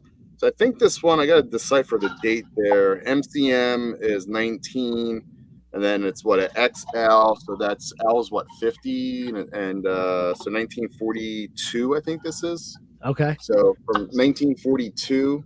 Wow. The guy said $4. I said, here you go. Thank you. Yep. So I love this old stuff, and I thought that was pretty darn cool. Yeah, that's really awesome. Definitely something very unique. Yeah. Definitely never seen that before. All right, on to the next. We got Union Josh, who is another eligible. Actually, everyone so far has been eligible. Mark Leneker, Goonish Lurker, and Union Josh. Here is a pretty cool one from him. Union Josh says, hey, everyone, here is a special fresh from the comic shop. This book might not have a lot of value or be a massive key, but this book is one of the most valuable books in my collection. My fiance's Nan passed away last year, and when they were going through her things, they found a few comic books. The family thought of me and gifted me this book. I'm joining the family in March as I'm getting married, and this book now has immense value. A piece of history passed down to me. Thank you for reading, everybody. That is awesome. Congratulations on your engagement, and I'm so sorry about your fiance's grandmother's passing, but that is awesome that you were able to inherit that book as you're becoming part of that family. That's definitely got a great story behind it. Josh, your first fresh game. So last weekend, you guys were at New York Comic Con. I needed something to do, so I went to Panther Comics over in New Jersey for the first ever time, and they had some phenomenal books. And I got this book for about $10. This is Supergirl issue number 19. Wowzers! And this is the Artgram variant. And issue number 18, he did the regular, first Silver Age appearance look. Here in 19, you have the Supergirl Adventures look, and then issue number 20, he has the modern appearance look. But yeah, I love his cover, man. And Artgram is definitely killing it on this. Yeah, that's a great cover. Great cover. Good stuff there. All right, on to Caleb Leland, who is also, once again, eligible. So far, everyone that we showed has been eligible. Hey, Comic Fam, I have a question, possibly an Ask Joe. I didn't see this beforehand. About we didn't do Ask Joe today because Paul was here, but about my Fresh from the Comic Shop submission. I found this variant for Wolverine 1 at my LCS this Saturday when I was there for Halloween Comic Fest. Support your LCS. And had to have it for the PC. But when I looked it up on Go Collect, they list this book as having come out in 2020. Is Marvel reprinting this series, or did they reuse this gorgeous negative space cover? Either way, I'm happy to have it, and will eventually be headed to Tony at EGS Comics for him to work his magic on. Hope everyone is having a great week. And I think that someone commented on this. This is actually an homage. This is an homage to a different negative space cover that did come out in 2020 and was actually pretty hard to find for a while. Lower print run, kind of during the pandemic era. So they homaged it, and now this is a much more affordable copy. So really cool one. And yeah, obviously pairing it with that awesome Wolverine Marvel Legends with the classic yellow costume. Can't go wrong with that. All right, I got to do my first fresh get of the week. I actually haven't picked up anything in the last actual week, but I've got some New York Comic Con stuff to show off. Let's go with this first. This is not a comic book itself, but it is a piece of art that I picked up.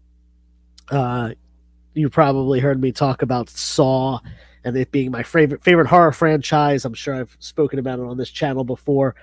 This is an original piece of art by Ben Templesmith, who is one of my favorite horror artists, who worked on 30 Days of Night.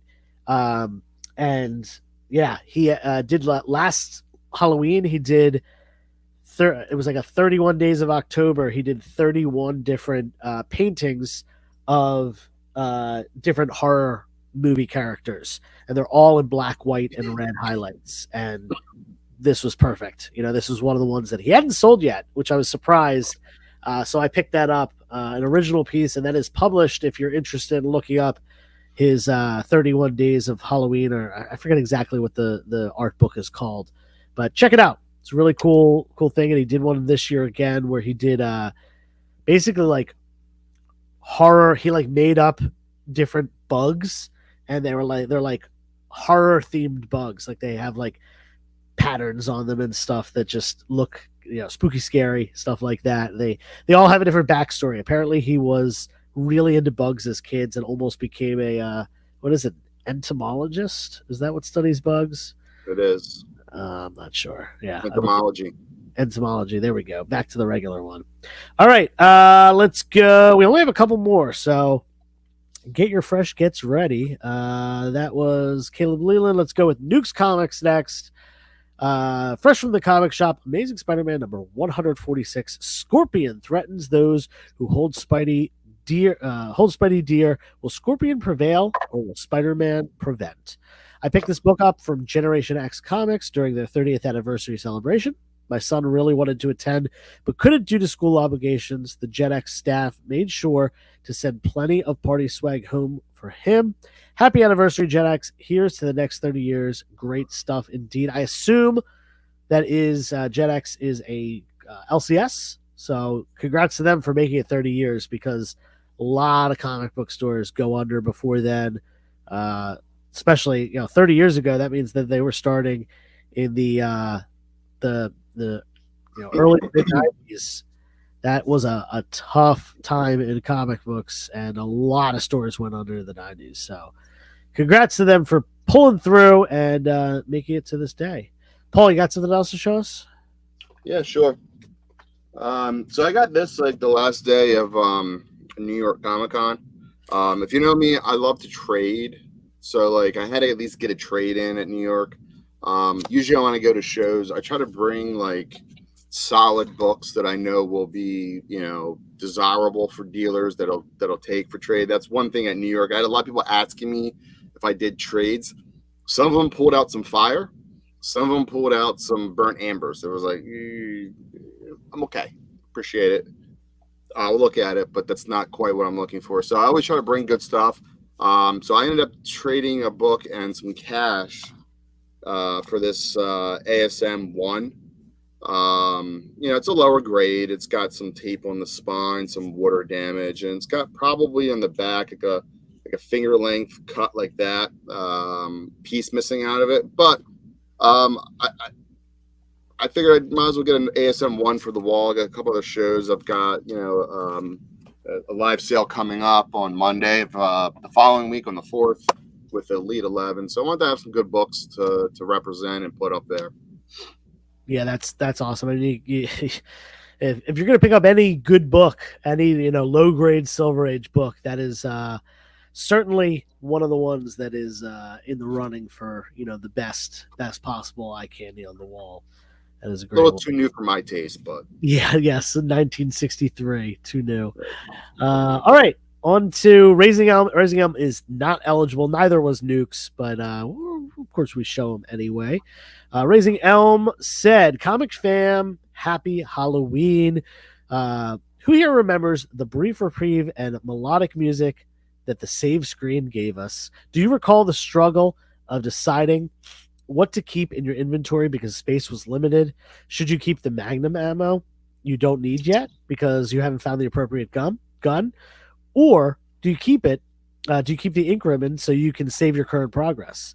The unstoppable tyrant is waiting for you to leave the safety of the save screen so you can leave the game because your heart is pounding too fast out of your chest. Or do you bravely face the horrors lurking in the corridor of the Raccoon City Police Department? If you couldn't tell, I'm a huge fan of the Resident Evil franchise. Issues 1 and 2 arrived this week, completing my 5-issue run of the Resident Evil Infinite Darkness, the beginning series by Tokyo Pop. Awesome additions to the growing PC. Enjoy the holiday festivities and stay safe, y'all. Much love, comic fam. Yeah, Resident Evil, obviously an all-time great game. I only played a couple of them. I think I played 2, 3, and 4. I don't think I ever played the first one, but 4, Resident Evil 4, I have some very fond memories of that PlayStation 2 era. Are you guys Resident Evil fans? I played all of the originals and pretty much actually every game. Yeah. I mean, I love them.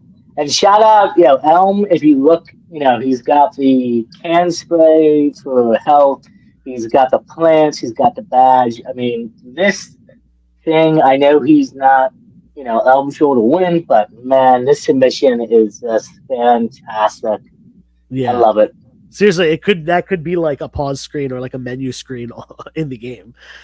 All right. I don't know the game. I mean, I know Resident Evil. I know the franchise. I've watched all 12 movies that have been out of it.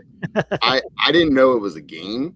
Oh, I don't know if that's just a little beyond my age of awakening.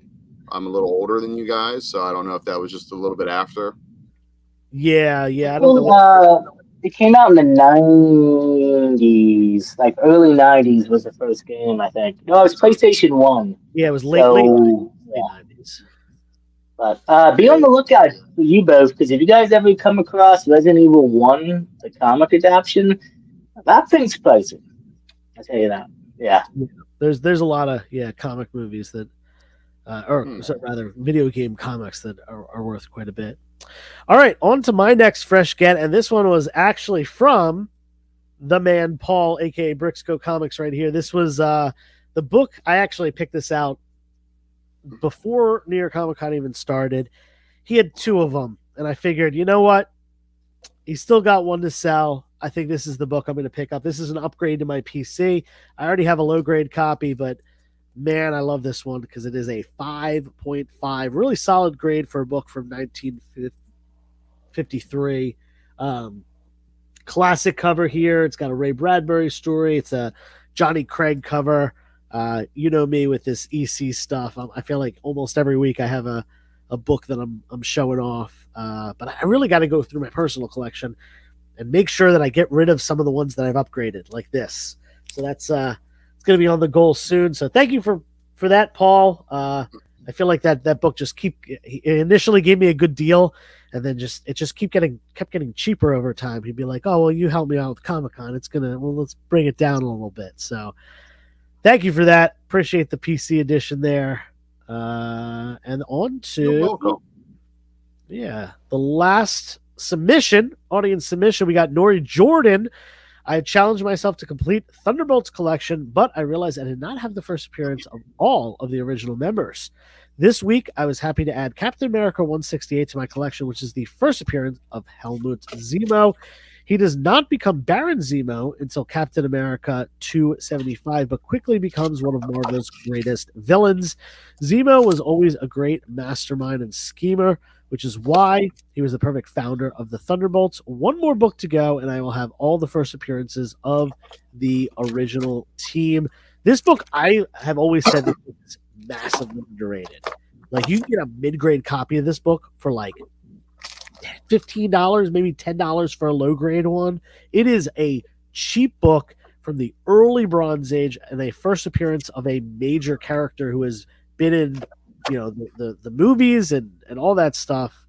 Nori Jordan, great book. And look at that, 9.6 on that. Beautiful. And I bet that didn't even break the bank. Like I said, that book is an underrated one for sure. A lot of Captain America books. It's sad how cheap some of those things are. And it's like, man, these are great books and they're not that expensive at all. I mean, it's been out forever. The hype is even First Falcon. First Falcon is a really affordable book for what it is. I think I sold an 8.0 recently for like $600. 8.0 white pages of a Avengers first appearance, like an MCU Avengers character first appearance. James, what'd you say? Hunter Comics. You want me to go? No. I was. What did you say? What about you? I was saying that Midhunter Comics has posted a video out about underrated cues that you can get for under $200. You can get a 4.0 to a 5.0 copy right now of First Falcon for less than $200. That's insane. Same with First Vision. That book is. That's crazy. Yeah, for sure. All right. Do either of you have any more to show off? I do. I got 2 more, but I'll just do one more if you want to end it. Yeah, do one more because we're running a little behind because Jeff's not here. Let's put Josh up first. Panther Comics has a great $2 selection of books, and I found some great stuff, but I could not believe I found this book. This is Detective Comics issue number 524. Now, it's considered the first appearance of Killer Croc, but also Batman 357 is considered CGC wise the first Killer Croc, but that's kind of a cameo. This book is actually, except for one spine tick and a little bit of a spine roll, I mean, this thing is new mint. And for $2, I couldn't pass that up. I think that was a fantastic deal. I already have a copy. I think this might be an upgrade to the PC, so I'll have to double check that. But yeah, I'm for $2 Batman Rogue first appearance in New Mint is a great deal in my opinion. Yeah, that's an absolute steal of a deal at $2. Can't beat that. Near mint, I don't remember the last time I had a near mint one, but I'm pretty sure it's like a $25 book. Like that's a really solid pickup for $2. I think it sounds like $5 all day. 9-8 contenders. Get at. Yeah. Well, the funny thing is, get that guy out of here. The funny thing is, yeah, get him out of here because I bought a copy from Paul at Backdeck Comic Fest last year. Oh, how much? And I'm kind of regretting a little bit now because his book was like $15, $20, and it's wasn't the highest best shape. Wow. Slandering our guest. We're kicking Josh off now. Show your next book, Paul. All right. Well, I actually got a few books I'm just going to show real quick, rapid fire. So I mentioned today, I went over to Jake's Flea Market and I ended up doing a pickup of a bunch of books. So at New York Comic Con, one of my customers is trying to complete the entire Golden Age run of Captain America. He's got like 38 of them. And I've been kind of helping him out. I sent him pictures of a bunch, and he's like, "Oh, give me prices, blah, blah, blah." I negotiated, paid for the book for him. He didn't have the money. I said, "Don't worry, we'll do a payment plan. Just pay me what it was." So he paid me some of it. He owed me about $2,000 yet, and I met him today, and he was selling at the Jake's Flea Market sale. And I said, "Just give me a bunch of books to pay off the rest if you want. I'm fine with that. I need books anyway." So here's all the stuff that I got for the last $2,000 that he owed me. I got a Fantastic Four 49. Now it does have right here a hole punch. Nice. Has a hole punch here, and right there in the eye, it's got 2 hole punches. Otherwise, pretty solid copy. Is that through the whole book? No, just the cover. Oh, that's not bad. This is a low grade Fantastic Four 6, second appearance of Doom. It's probably in that 1.5, 2 range, but still. I got this Marvel Premiere Iron Fist, first Iron Fist in an 8.0. Pretty happy with that. Dang. I got a Spider-Man 41 in a 3.5, first Rhino. Can't go wrong with that. Off-white to white pager. I had Ra's al Ghul. I had a bunch of these also at New York. It did well selling these. Had a lot of requests for them. So 4.0. Off-white to white. This is a nice affordable copy for somebody. I also got this as part of it. Iron Man 55 and a 7.0 off-white pager there. This first Thanos and Drax, right? Yeah, Drax the Destroyer. Yep. So pretty solid book right there in a 7.0. And then the last book, had to get this as part of it. I got a Batman 49. Oh, wow. Yeah, in a 2.5. Pretty nice presenting book overall for a 2.5. Has a little bit of tape on the bottom here, but not a bad book. So all that he gave me for the last 2,000. I mean, he gave me a little bit over because he was very appreciative of me grabbing that book from him, sending a bunch of pictures, negotiating, getting the guy down, and I didn't ask for anything. So he gave me a little bit of a hookup there, and that was pretty nice of him to do that. So. That's awesome. Yeah, it works out really well when just trades in general. I'm a big proponent of trading. I honestly wish I did it more often, but it's such a good way to take what you have. Maybe you've lost interest in a certain collection. Maybe you've upgraded something and you have a lower grade copy, or maybe it's just maybe you bought a collection one time and it's not something that you personally collect. and you just take it. You trade it off for XYZ, whatever else, and you get something for your PC. So that's and awesome. and that's what he did. He said all of these were under copies, and that's why he was selling them. He upgraded all of these. Yeah, had them for a long time, and it was probably in it pretty good prices on it. So I always recommend, if you're going to trade, bring stuff that a dealer will be able to sell without an issue. Don't bring dreck. Don't bring stuff that is going to be tough for them to sell. If you bring good stuff, they're going to want to do the trade. Yep. And don't go to a golden age seller and bring modern variants. They're not going to want it. Just throw that out there. Yep. Yeah, I have a lot of people bring up, especially like modern stuff that's not 9.8s, and it's just like, I'm sorry, man, like I can't. I either don't want this at all, or I want it so cheap that like you're better off just keeping it, because it's that kind of stuff is hard to sell. But yeah, no, definitely bring enticing books, Silver Age keys, high grade stuff, 9.8s. Yeah, that stuff does well. All right, Paul, you have to pick a winner. We've seen quite a few books. Hopefully, you've taken copious notes. There were a bunch of people that were eligible.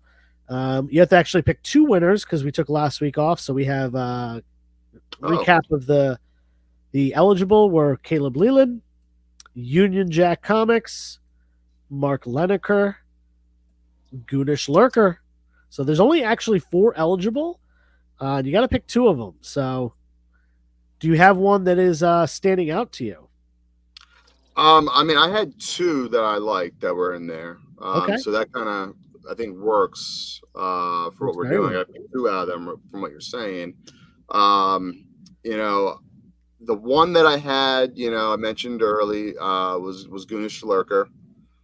It's not exactly a unique book, but it is somewhat unique in that it is the reprint of it. You don't see too many people, showing off their reprint book, which I think is, undervalued in those. They're really cool. You get, a nice cool cover, which is really no different in my opinion. But so I would say he's one of my, probably my second winner.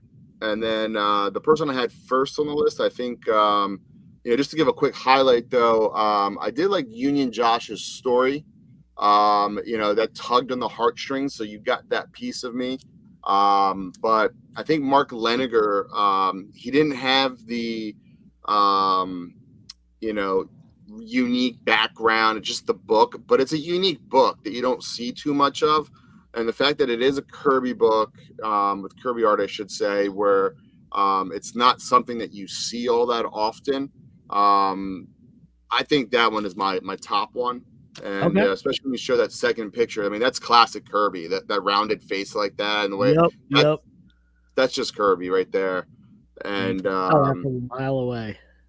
Yeah. So I would say probably, Mark Leneger is my number 1, Goonish 2, and then my honor shout out is Union Josh. All right. So we got 2 winners. We got Goonish Lurker with the Shock Suspense Stories reprint. And the really cool thing about this reprint, and then I'll shut up. The cover price is $1 on it. This came out in like the mid 70s when cover prices on comics were 25 cents. And they were selling these for $1. That just kind of shows you how really initially popular the EC books were, that they were able to reprint them, less than 20 years later, or about 20 years later, for a pretty jacked up price, and people must have bought them. But Shock Suspense Stories from Goonish. Sorry, were you gonna say something, Paul? No, I was just going to say that I believe they've reprinted this book a couple times, because there's also like a $2 or $3, $4 price. Yeah, they did it again in the 90s. Yeah, but the 70s are tougher to find for sure. Oh, yeah. All right, so congrats to Goonish Lurker and to Mark Leneker. We don't have our judge on. I guess, Josh, you're going to take over the role of the judge. Can you certify this win? Just pretend I put a white funny toupee or whatever Dan puts on, and bang 1 and bang 2. There you go. There we go. I don't think it's a toupee. I'm pretty sure they call that a wig. A wig, yeah. Wrong. Wig, toupee, wig. It's all the same. Toupee, it's all hair, you know. Not that I know anything about that. Hey man, I'm getting really thin in the back. I saw the back in a live stream the one day, and I was like, "Whoa!" So my wife, why didn't you tell me it's getting so thin back there? You gotta start shaving your head. I just gotta wear hats more often. Bald is beauty, Paul. Yeah, I guess you have a job that you can wear a hat all the time. I don't have that luxury. Yeah. I gotta shave it. Anyway, awesome show. Thank you all for being here. Thank you, Paul, for coming and hanging out. Josh, thank you for co-hosting this entire show with Jeff out of the picture. Lots to come. We actually have some guests lined up, some more guests, which is great because we've been really slacking on that. So, yeah, it's gonna be a good end to 2024, and then we will certainly hit the ground running for 2025. Yes, it certainly wasn't in the budget. We're still having some legal issues with Josh, so a lot of the budget is going to that. Joe, is there any reason why Chet hasn't returned my phone calls? Listen, I don't know. Chet is apparently bunking with Nikki for a while, so I can answer that one. That's probably a one-word answer. Well, technically, I'm gonna go 3, but Tiffany Amber Thiessen. Yeah. AKA that might be why. Could be why. You were dating his wife like a whole 15 minutes after he died. After he sacrificed himself. You call it dating. I could call it something else. And it wasn't really even dead. So like you were just doodling his wife while he was trying to be like undercover. Like it's kind of like. I mean, look, how was I supposed to know? Nobody told me. I mean, we didn't know. So yeah, I mean, technically, it's Chet's problem. It's, his fault. There is no body. AI. Whoa, easy. AI. Let's not slander the guy. All right. Thank you all for being here. I'm sick. I got to go to bed. Actually, I got to go do my invoices. Gosh darn it. I got so You said you were going to do that before the show, Joe. You didn't have time. Don't you notice you didn't get movies? Come on, man. You bought a book for me. You should know. Anyway, until next time, be good to yourself and be good to others. Peace. Oh, no. I did this again. I forgot to bring up the... I know. Where's the outro? Open. Comic book canon outro. Let's do it.